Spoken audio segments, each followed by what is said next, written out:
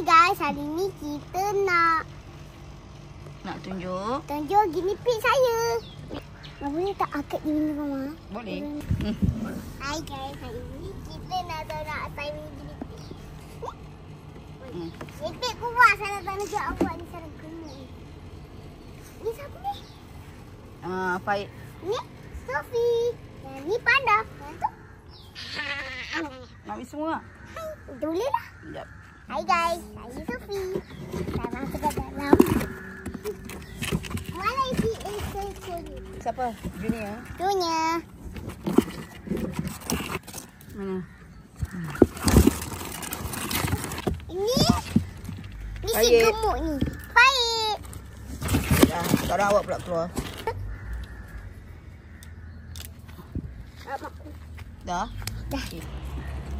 Bayi tutup. Dia sikit gelap. Hai. 1, 2, 3. Hai guys. Hari ni saya dengan Guinea pig. guinea pig saya.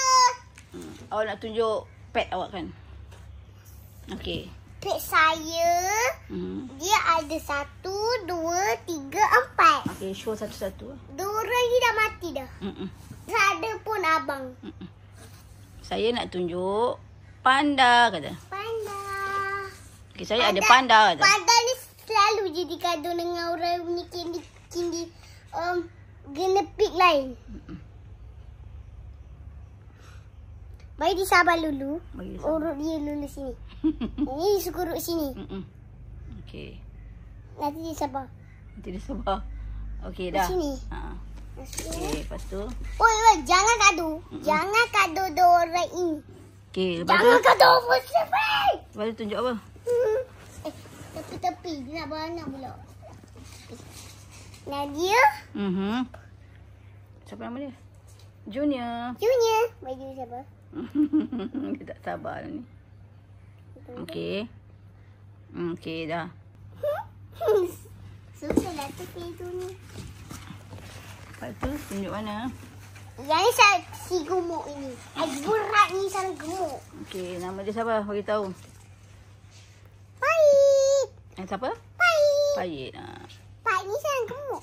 Okey, jap nak tunjuk sini. Okey. Tuan nak buku dia. Com ya. Hai. Okey. Saya nama Apa? Nama dia Faid. Di dental lah. Lagi okey letak balik. Oh, Sophie belum dah Sophie. Sophie, saya bukan nak kacau. Oi. Sophie ni baik. Mami saya Sophie kan. Siapa dia macam ni? Comel kan? Buat macam ni dia. Comel boy ke girl? Apa? Supi boy ke girl? Boy. Macam girl je I nampak. Kan. Okey. Letak kepala. Lagi. Last kali saya ada kucing. Nama dia Abang. Okey, mana dia? Abang. Ikut saya. Inilah abang dia. Tutup pintu nanti kita baik. Ini abang saya. Sabar, bagi dia sabar dulu. Abang. Okey. Abang balik. Macam ni. Dia cara buat tu. Okay. Macam ni. Listen kan? Dia listen awak kan? Yes. Hai guys. Hari ni ada abang dengan Sophie. Tak, awak kena cakap jangan lupa like dan subscribe.